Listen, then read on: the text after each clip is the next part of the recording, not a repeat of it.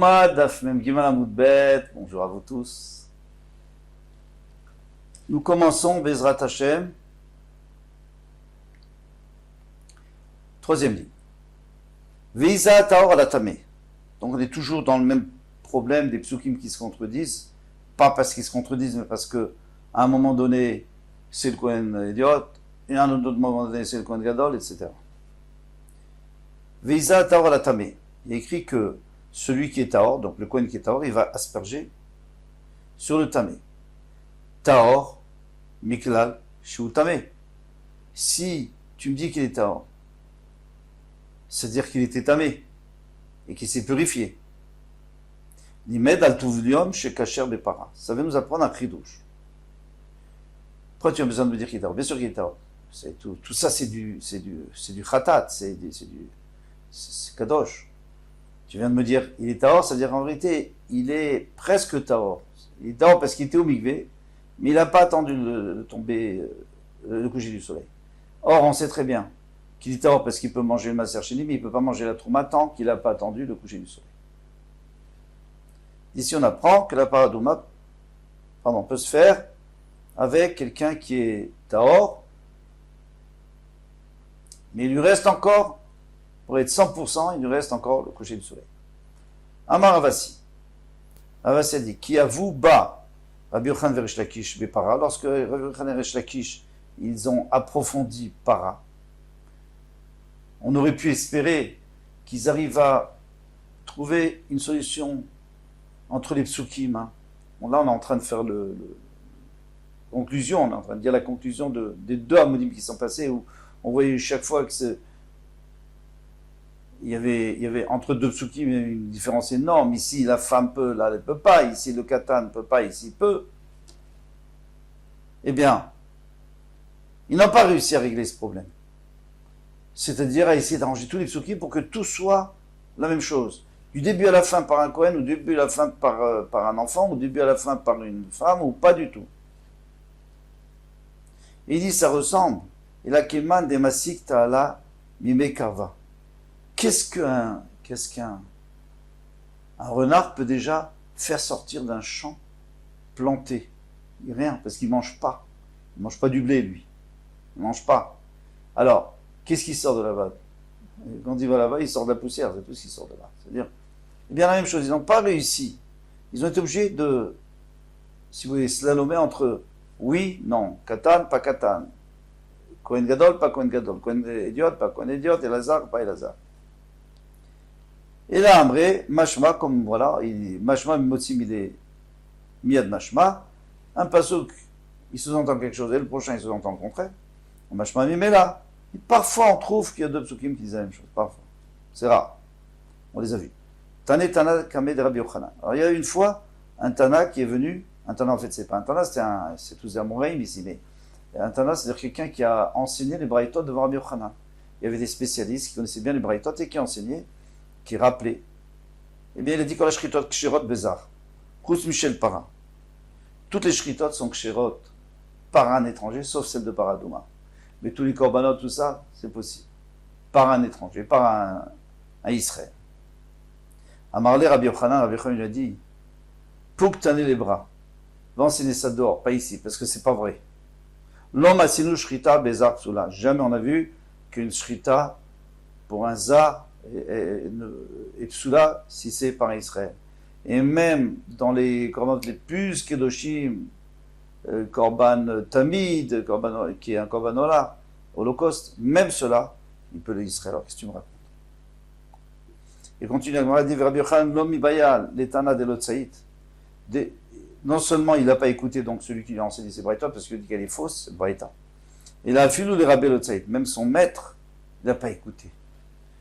Pourquoi? Dans Rabbi Yochanan Mishum Rabbi Shimon ben Yotzadak, Rabbi Yochanan dit au nom de Rabbi Shimon ben Yotzadak, Shritat para bezar psula. Lui dit que la shrita du paradouma, si c'était un étranger, pas soul. Vani omer ksherai. Moi je vous dis, c'est pas vrai. Caché. L'homme atzinu shrita, c'est psula bezar, on n'a pas trouvé. On a un principe qu'une shrita, c'est toujours bon par un Kohen. Alors vous allez me dire, mais comment il peut discuter contre son maître? Eh bien, le Tosfot nous dit que c'était pas son maître Mouvak, c'était pas son maître dont il avait appris toute sa Torah. C'était un de ses maîtres. Donc il pouvait dire, mais moi j'ai appris autre chose de mes autres maîtres. On continue, Balo Etzel Paroshnia. On a dit il revient dans notre Mishnah. Donc il était déjà venu vers son part à lui, du khatat, qu'il a payé de ses deniers. Et il avait dit, Ana Hashem Kaperna, pardonne-moi, moi et ma femme. Maintenant il revient, il dit, moi, ma femme et les Kohanim. Et dans le troisième, mais ça sera le bouc émissaire, il dira, et tous les bénis d'Israël. Alors, il y a deux choses un peu étonnantes ici. C'est pourquoi il n'a pas dit depuis le début, ma femme, moi, ma femme et les Kohanim. Deuxième chose, c'est pourquoi, s'il a dit au début, moi et ma femme, et maintenant il répète encore une fois, ma femme et Kohanim, ça y est, tu as déjà dit, toi et ta femme. Quelle différence? Donc la Mara pose une des questions. La première question. Quelle différence? La première fois qu'il a fait vidouille. Sur ce même korban, hein, c'est pas qu'il a pris un autre korban. C'est un autre korban, je comprends, mais là c'est le même. Alors pourquoi deux fois différentes? Une fois c'est lui, une fois c'est les Kohanim. Des noms Amar ou Bnei Aaron, après il n'a pas dit et les enfants d'Aaron Donc ça c'est une question. L'autre question, on va la répondre tout de suite. Tana de Rabbi Ishmael, Kachimidatadin. C'est comme ça qu'il faut faire. C'est ce qui est juste. Din, c'est-à-dire c'est juste.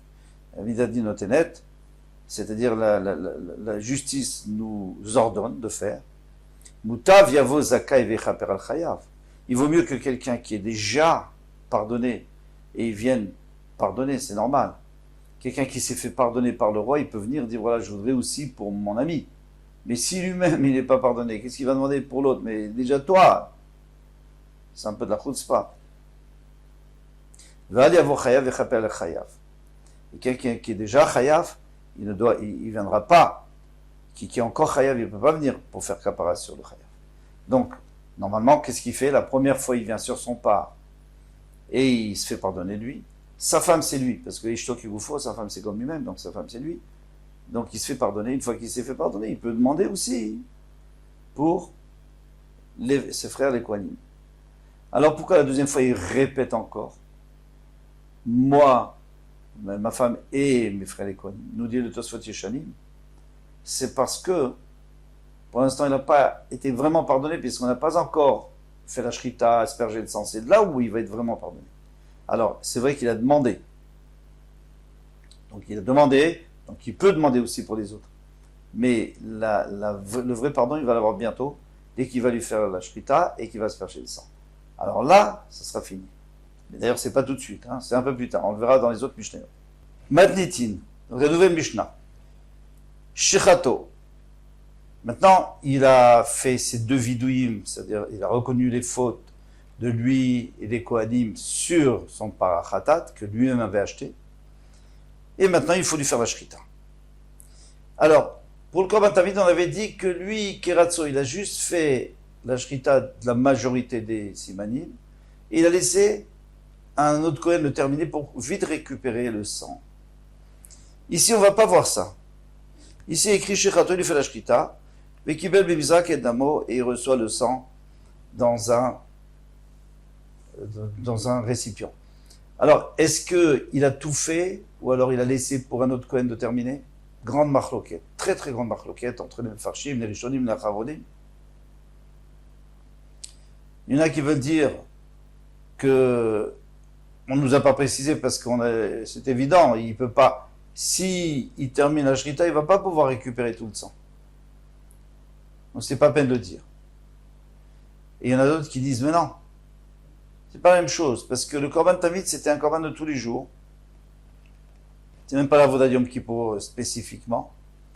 Donc, il risque de prendre du temps pour la Shrita et pas réceptionner le sang comme il faut. Tandis qu'ici, comme c'est le Korban de Yom Kippour, il n'y a que lui qui peut le faire. Donc, de toute façon, c'est lui qui doit tout faire. Et comme c'est le sien, il va se dépêcher. Comme c'est la Voda Yom Kippour, il va se dépêcher. Donc, il va faire toute la Shrita, il va vite réceptionner le sang. Maintenant, comme il ne va pas asperger le sang tout de suite, puisque la Torah dit qu'il faut d'abord apporter le Kétoret, Donc il va donner à quelqu'un, un autre Kohen qui va mélanger, pour pas que ça coagule. Parce que si ça coagule, on ne peut plus asperger. À la revée d'arriver chez Baïchal. Et cette personne va se tenir sur la 4e rangée de dalles du Echal. Alors il faut comprendre, parce que pour l'instant on comprend, mais je vais vous dire déjà ce que la Gemara dit après. Pour l'instant on comprend que c'est à l'intérieur du Echal. Donc à partir de l'entrée, on compte 4 dalles et il se tient là-bas. Mais non, c'est pas possible, on verra, parce qu'il ne doit pas être dans le Echal. Personne n'a le droit d'être dans le Echal quand le Kohen Gadol fait sa avoda. Donc ça veut dire que lui, il doit être en dehors du Echal. Et c'est quoi 4 dalles, c'est 4 dalles avant le Echal. Ça veut dire que c'est encore la Hazara, ça s'appelle la Hazara. Qui est déchiré, croche, afin que ça ne coagule pas. Nathan Marta, alors une fois qu'il lui a donné à ce Kohen, lui il va prendre une pelle, vers là les croches à Misbach, il va sur le Misbach, alors le Misbach de la Hazara, donc le Misbach pas Hazav, pas celui de l'intérieur du Echal, le grand Misbach, parce qu'il y a écrit, Hachal Ifne Hashem, il y a écrit il doit prendre de la partie ouest qui est devant Hashem. Mais le Misbach Hazav, il est à l'intérieur du Echal, donc on ne parle pas du Misbach Hazav, on parle du Misbach extérieur. Ou Panag Echanim El Availach. Alors maintenant, lui, il ne veut pas prendre des braises qui sont encore enflammées, parce que ça ne s'appelle pas des braises, ça s'appelle des flammes. Il ne veut pas prendre des braises qui sont éteintes, parce que ça va pas faire brûler son kétoret. Donc il doit prendre des braises qui sont entre les deux. C'est-à-dire, il n'y a plus de flammes, mais sont encore capables de faire de la fumée et de faire brûler. Alors qu'est-ce qu'il fait? Il enlève toutes des deux côtés, il pousse des côtés les braises qui sont au-dessus, et il va aux braises du fond, qui sont encore bien chaudes, mais qui sont déjà éteintes. Ils ne sont pas enflammés. Vechoté, minameu kalot, apnimot, il prend de celles qui ont été brûlées déjà à l'intérieur, mais qui sont encore bouillantes. Veyored, il descend, veinicha, à la revée d'arrivée chez Bazara. Cette fois, il va poser la pelle, parce qu'il doit aller chercher le kétoret, il va poser la pelle sur la quatrième rangée, mais qui est dans la Hazara. Oui, mais les deux sont dans la Hazara, en fin de compte, d'après la conclusion. Mais celui qui mélange, il est la 4e dalle à partir de la porte du Echal vers l'extérieur. Tandis que lui, il est à partir du Misbéach, la 4e du Misbéach, vers l'intérieur. Donc il est plus éloigné du Echal.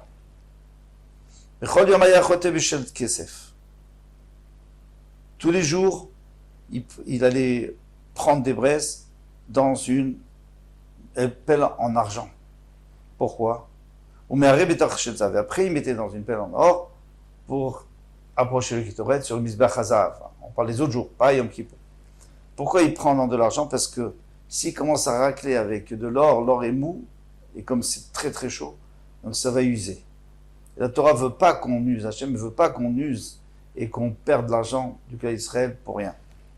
Donc il prenait avec une en argent, l'argent c'est beaucoup plus solide, et après il versait dans une en or pour aller faire le kétoret.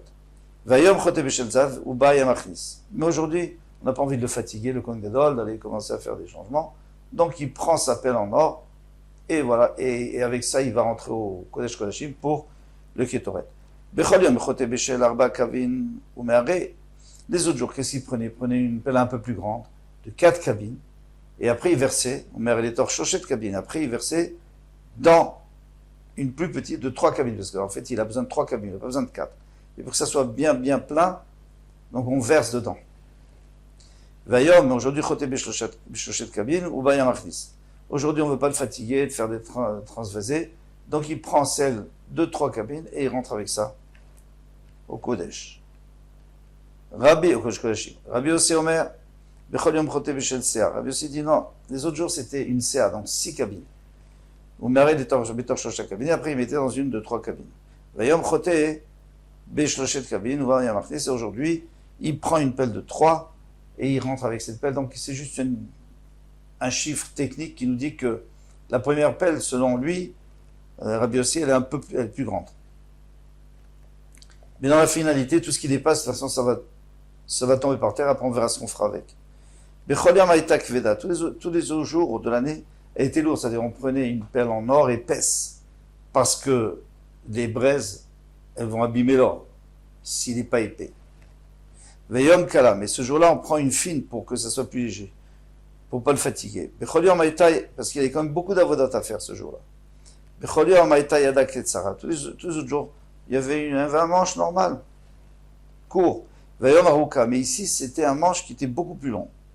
Alors pourquoi le manche était beaucoup plus long?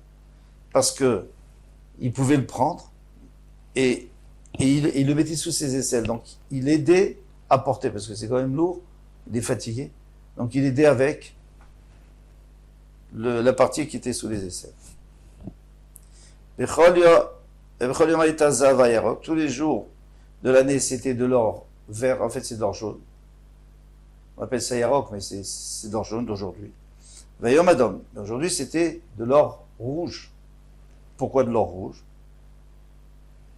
Parce que comme il va rentrer au Kodesh, d'abord parce qu'il y a une des raisons, c'est parce que c'est plus joli et c'est plus cher. Deuxième raison, c'est parce que comme il va rentrer au Kodashim pour asperger le sang, et il va aussi rentrer pour faire la Kétoret, donc on associe les deux couleurs, que ça soit toujours la même couleur. Mais ça, c'est Rabbi Menachem qui a dit. Divrei Rabbi Menachem. Bechol Yom Akriv, Pras Beshachrit ou Pras Ben Arbaim. Tous les jours de l'année, il apporte la moitié, donc Chatsi Mané, la moitié d'un mané. Pras, c'est-à-dire moitié, partie. Donc la moitié d'un mané le matin, la moitié de l'après-midi. Et il y en avait 365, mais après il y en avait 368. Pourquoi? Parce qu'il y avait 3 en plus pour Yom Kippour. 3 parts en plus pour Yom Kippour. Vayom Osif Melochofnav. Aujourd'hui, à part ce qu'il approche le matin et l'après-midi dans le Kodesh sur le Mizbeach Hazav, il y a encore Melochofnav. C'est-à-dire il va prendre comme ça avec ses mains, il va remplir, on va voir plus loin, il va remplir et il va apporter pas sur le Mizbeach Hazav, mais dans le Kodesh HaKodesh.